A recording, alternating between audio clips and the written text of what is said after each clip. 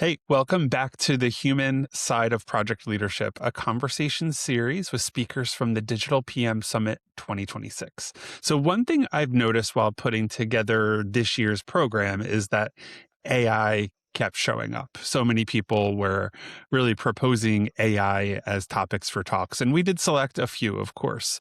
But what I found interesting is that the topic of AI might not have shown up in the way that you might expect. I think the most interesting conversations aren't really about the technology or the specifics of how to use AI. They're about how the role of the project manager is changing because of it. So Mhm. today's guest is Chase Williams. Chase is a senior AI project manager at KUNGFU.AI, where he helps organizations deliver AI initiatives and build AI powered workflows.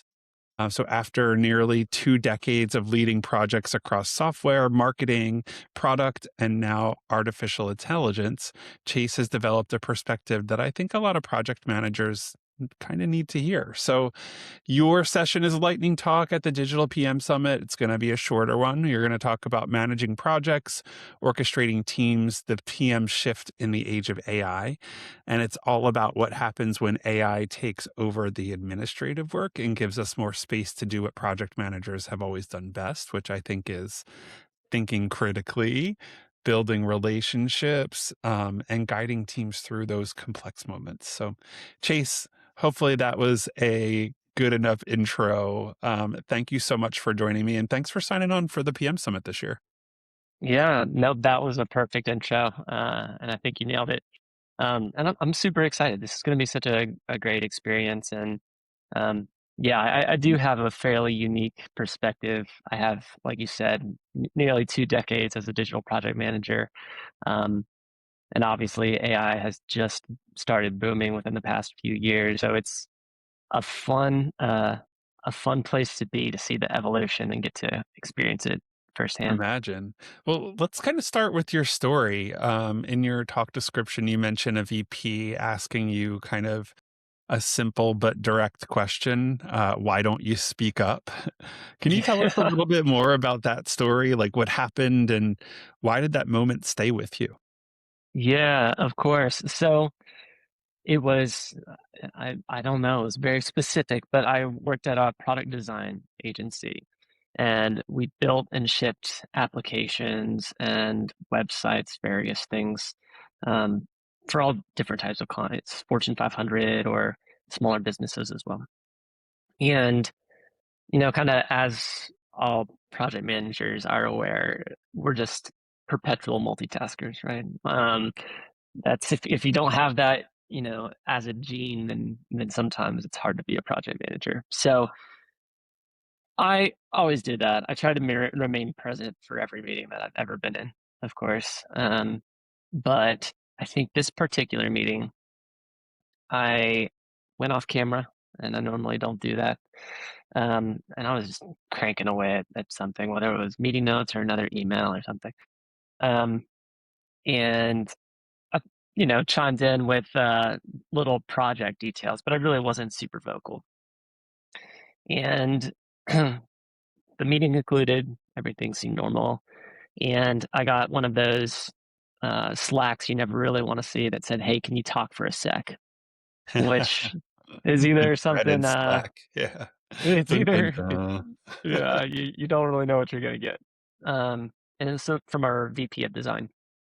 So, of course, I said, sure, yeah. Um, and I hopped on, and she was well known for being very direct, and I love her.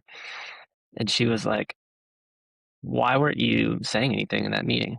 And I was like, well, I was, I piped in on schedule and stuff. And she said, "No, that's not what I mean. Like, we as a design team really value your perspective, um, because you're not in it every day. You're not sitting there moving the pixels. You're not thinking as a designer. You're thinking more as a product person or as a user yourself. And um, and we can't get into that mode sometimes. So what you say actually kind of brings us to a level that affects the quality of the work. And so that story stuck with me. because I think it's really easy for project managers to start putting their value in things like reporting and scheduling and um, different conversations with engineers or designers, and those are great. They're part of the job, but sometimes those administrative things can get in the way of the fact that we do have a broader perspective and one that um, individual practitioners need to hear. So, that dovetails into a lot of different things, but it was a really kind of fork in the road moment where I'm like, I need to think of myself differently as a project manager. It's interesting too because that's a great story. I think it is so like that story is so dependent on the people you work with and the culture where you work for that kind of trust to Yeah, happen. I think it also yeah, speaks volumes to kind of how you operate as a PM because I can bet you not every PM gets that level of kind of trust and respect and being brought into the fold. Um, my hope yeah. is I that think you're they right. are, but my experience has been in especially in agency settings that, PMs are often kept a little bit further from the kind of like strategy or, the account relationship aspect of things in some cases, so, Mm. anyway, totally different tangent. I wanna keep going because I have a bunch of questions for you. Um you also mentioned, and this is like the story of a PM, right? Like you spent years buried in status reports, meeting notes, risk logs. Looking back now, and I'm assuming that you're using AI for a lot of that stuff. Like, how much of your job, what do you would did you feel was administration versus leadership?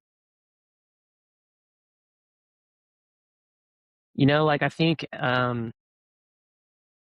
it changes, the proportions change as you grow as a project manager, right? Like, I started at an intern at an advertising agency, and it was administrative. We were that was in that situation we were called producers, which is Yeah. just one of those random titles that we've Yep. changed over time. Um, but I was a producer intern, and it was strictly that kind of grind.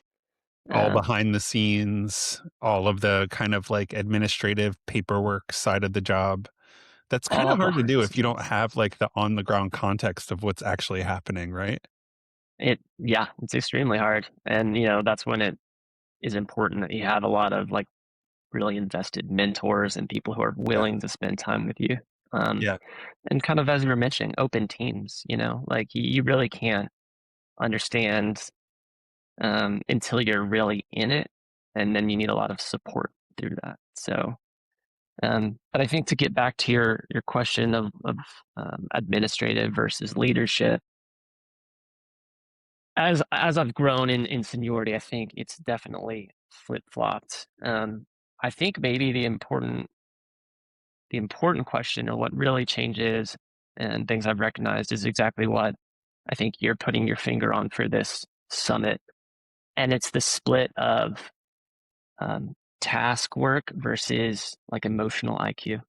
mm, Um, and I've had this, I've grown to administrative, to having that true client relationship slash, PM stuff. So running in house, but also developing that relationship.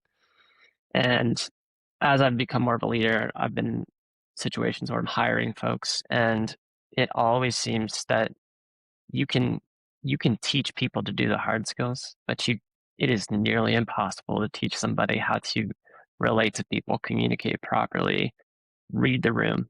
And those are always the most successful project managers. So I agree.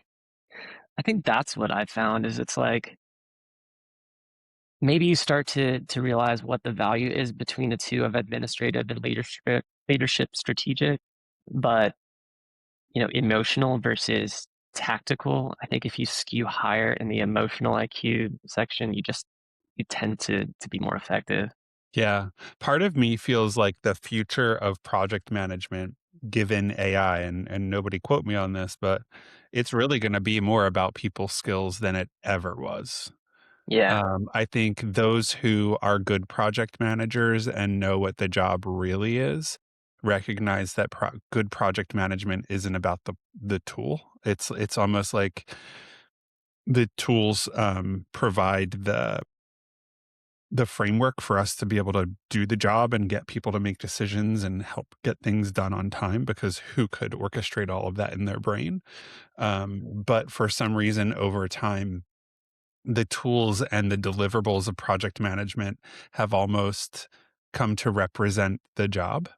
And the job really is facilitating people to get work done and using those tools and those receipts to help guide the way. I think, yeah, AI is just going to change that in so many ways, right? So let's get into it a little bit. Today you're working at an AI consultancy, Sure. building, I'm assuming, agents and workflows, right? Mhm. So I'm for someone who's working in this, like, I'm curious to know, like, when was the moment when you realized, like, AI wasn't just another tool, right? Like, I remember when Slack came out and we were Mhm. like, awesome, exciting, and I, in the back of my head, was like, "Ugh, another tool that I have to, like, invest my time in, like, another thing," right? And then it was Yeah. like, "Wow, Slack is actually great," and now everyone's using it, right? Right. Same goes for AI. I think there's still a lot more kind of ethical and, like, a lot of broader conversations around it, but Mhm. I'm just wondering, when for you did you realize, like, yeah, this isn't just another tool, it's something that really could change how I approach my job?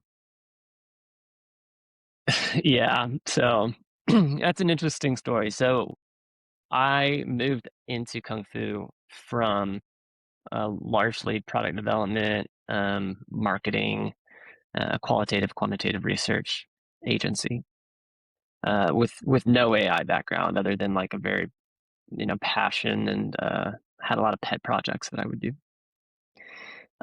But when I came in, I was surrounded by machine learning engineers, and that's, I don't know if anyone's ever walked into a room with machine learning engineers as somebody who doesn't have a doctorate, but it's an intimidating situation. Sounds it. Um, so I had to get smart fast. And luckily though, um, as both ChatGPT and Claude continue to evolve, everybody's almost learning at the same pace because it's a new thing nearly every day. Everybody's kind of starting from zero in some respects.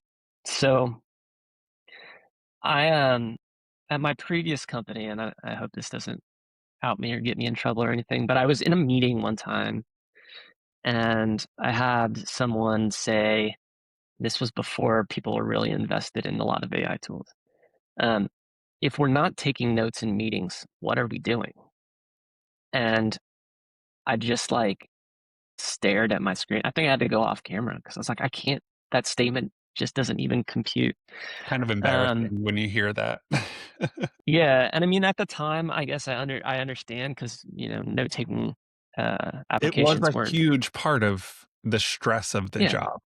yeah, and arguably the worst part of the job.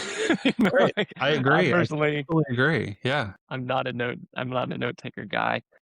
So I think for me, like the thing that I said, oh man, this could change a lot of things was when I was using those note taker apps and it was immediately taking those things and synthesizing everything for me in 2 minutes.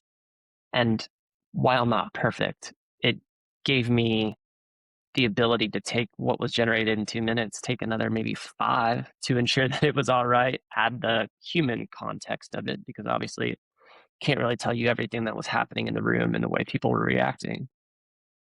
But I would have notes and action items and everything generated in fractions of the amount of Yeah. time. And, it was at that point where I'm like, okay, if we can automate this little thing, which could be a huge time suck, where could we go next? And since then, it's like, it's all about play. It's about thinking of what's the thing that's like a problem for me or what's something that Mhm. um, I just run into every day. going into one of these LLMs and saying, here's my problem, how would you solve it? And just running with it and see what happens. So Yeah. It's really good for brainstorming, workshopping through ideas like that, as long as you're like keeping your own judgment, right? Like that's really what it's yeah. about, which actually reminds me of one of the things that stuck out in your bio to me was that you say a PM's value is comes from judgment, which I agree with, empathy, totally agree with, and then taste, which I Hmm. agree with, but it's not a word that you hear people associate with project managers very Yeah. often. And I don't mean that in a bad way, like PMs are tasteless, whatever. And maybe this goes back to your previous comment about like I'm just kind of connecting it to like the story about the creative director. Is that Mm. where you're coming from, or like where? What do you mean by that? Yeah. So I think taste is really important because controversial point. AI, artificial intelligence, not humans. All right. And I know there's different, I see where you're ideas of going with what, this. Cool. Yeah, yeah. AGI is, right? But if you work with LLMs enough, you work with different AI tools enough, you notice they tend to follow a certain formula. The speech patterns are very different. People love to rag on the M dashes that ChatGPT loves to throw in every sentence. They can produce content, but that content is not doesn't have a lot of personality or individual human judgment, obviously, against it. And I think we are, as we're becoming more and more familiar with AI, much more keen in identifying AI slop. You know, Yeah. you go on LinkedIn and you're like, that post has too many emojis and sounds exactly like the last thing I read, Yes. Um, or, images is a whole nother thing you kind of know. So it's the taste aspect really is how do we take the raw input, which is exactly what it is, but make sure it is got some type of personality. It's useful for humans because not everything that comes from an LLM is useful. Um, does it translate? Will it communicate what it's trying to do Hmm. to somebody else who's not just the person who made it, you and I, and the AI? Um, so there's a lot of humanity that is required to use AI, and I think Yeah. that's overlooked a lot. I But agree. And I in you kind of talk about in your description, I think, AI agents kind of as teammates instead of tools. What does that look like for you in practice? Like, how are you working alongside AI on a typical day? yeah, so I think, it's this concept of human machine teaming. Something really popular that we talk about at our company, and it's kind of coming into the broader, ecosystem of conversation for AI. But it's almost as if, we just kind of talked about how these different tasks can be moved on to AI. And so for me in my daily life, how I, would team with an agent, meeting notes is an easy win, right? That's something I do often. I know, That's a like the lot of baseline AI usage for it's most people in our business at this point. it's Like, the if you it's don't the have like at baseline, least but 2 or 3 of those bots showing up to a call, something's off. well, then I feel, sympathy or yeah, I guess sympathy because it can't be empathy for the people who work at companies who are just not really willing to adopt AI Yeah, technology, and I so they're know, still seriously. It's true. I'm sorry, working I on the interrupted you notes. though. Go ahead. Go ahead. No, no, you're all good. Um, so I've created a lot of other things. So weekly status reports. I'll team up with an agent that I've built that will go through all my transcripts, my email, my calendar, my Slack, see what happened that week, bring up, not only relevant events and things, but you can even ask around like what are the risks and what are the hot risks? What are the things I need to know right now? Yeah, yeah, And again, coming back to, the human in the loop concept, I don't use an agent, say, generate my weekly status report, press PDF and then send it to my client. There's not enough context, but it reduces that failure to launch situation because we all get to the end of the day where we're like, oh my gosh, status meetings tomorrow at like 9 a.m. Right. and I'm not even ready. So it's stuff like that. That's a particular thing I use a lot. A very similar thing for creating risk dashboards. I recently built kind of a full agentic flow that will go ahead and it will take my meeting transcripts, synthesize them, pick out what the action items are for each person, generate Jira tickets for me with acceptance criteria, Nice. stories, Yeah. assignments, give me the human in the loop gate so I can review and make sure it's not, you know, not way off, and then push them all straight to Jira.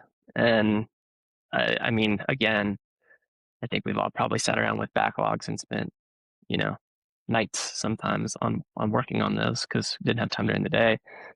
It's not perfect, but it turns a, you know, 4 hour task into a 2 hour task. Totally. Yeah. I mean, there's definitely a time savings. And to me, it's like that's the time that you get to spend solving problems or talking to people and understanding motivations and challenges and clearing kind of like roadblocks for people.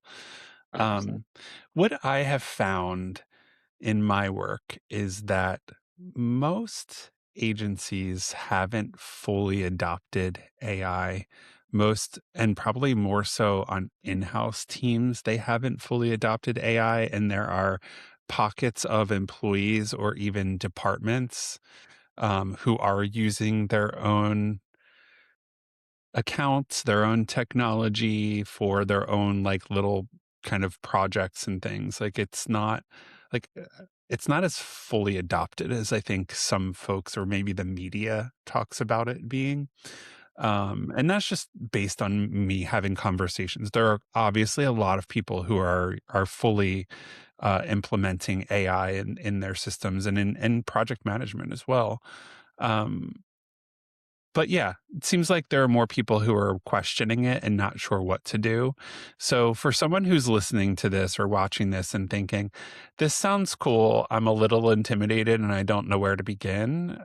What's your advice? Like, what's the first thing you would encourage a project manager to experiment with AI? I it's so simple and it feels very intimidating, and I understand that um, because you hear about all the things it can do, and so it becomes like, well, if it can do all of these things, it must be difficult to do.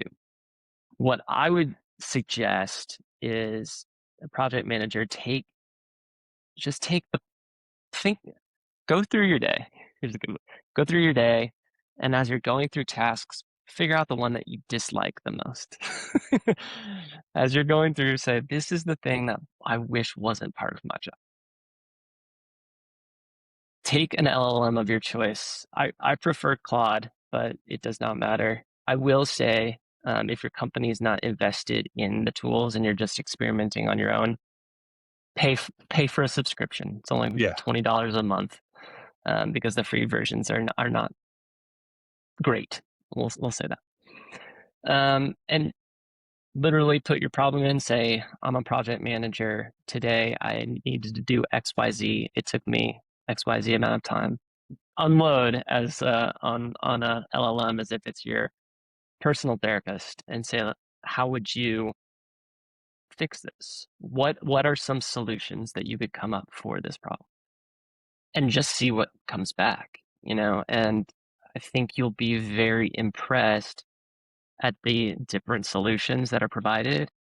And, to make it even simpler, it'll give you a solution and then ask you, would you like me to implement this? The next step is just writing yes. So again, it's the barrier to entry is a lot lower than I think some people may think. Yeah, and I think prompting is way overhyped. Like I recognize that there are specific ways to prompt to get things that you want, but you can sit down and have a conversation with the bot and end up getting what you want. So yeah, to me, it's like, yeah, just start talking to it like it's a person. Um, And you know what another hack is? If people are feeling worried about prompt engineering, which I agree with you. It used to be a real thing. It's not that much anymore based on how large language models have evolved and what kind of input they need. Yeah. Um, but if you are a person who is worried about prompting it properly, do the same thing, explain the problem or whatever you're looking to do and say, write me a prompt that would best solve this solution. It will give you the full It's prompt to so give back true, to yeah. it. I hadn't even thought of that. All right, I have one last question for you. Without giving anything away or like the entire talk away, like what's an idea or a takeaway that you're hoping people will leave Asheville talking about after your session? Mm. What I hope is I think there is a somewhat rational and somewhat very irrational fear of AI, particularly um, the idea of AI is going to take my job, right? Everybody's feeling that in different industries. I think project managers feel it in different ways because whether it's been explicitly said or like implicitly felt, it's like your job is to just like move the papers, right? Your job is to schedule the meetings, write the notes, and tell us, what we know. And those are low value tasks, right? As we've already talked about. I want people to realize that that's not the job. Wasn't the job to begin with, right? And what's better is, as you said at the beginning, and I think as we all know as project managers, that relationship building, that strategic leadership, the truly fun parts of um, of your job, you can now give more time to if you are willing to team with AI in different ways. Hmm. It's not taking away your job. It's just going to enhance the parts you like already and make you better at what gives projects the most value. Yeah. And I think if people can like feel that, believe that, and give it a shot, It it'll makes the move the needle. barrier to entry much lower when you realize like how it can benefit you. But I do think like we're probably at a point now where most PMs are, if not interested, adopting. I think sometimes it probably really just depends on the organization they're working in and the Yeah, amount of time or what the directive is. But I guess yeah, we'll find totally. out. We can chat more about this with folks at the summit itself. So, Chase, thank you so much for joining me. I really appreciate you taking the time to chat. I'm really looking forward to your talk. I really like that your perspective isn't about AI replacing project management. It's more about finally creating space for us to do the work that always mattered the most. So, if you are watching or listening and would like to hear Chase's full presentation, which is titled Managing Projects, Orchestrating Teams, the PM Shift in the Age of AI, join us at the Digital PM Summit 2026 in Asheville, North Carolina on October 19th and 20th. You'll find the details and all the registration links at digitalpmsummit.com. Thanks so much for watching, and we'll see you at the next conversation. Thanks, Brett. Thank you.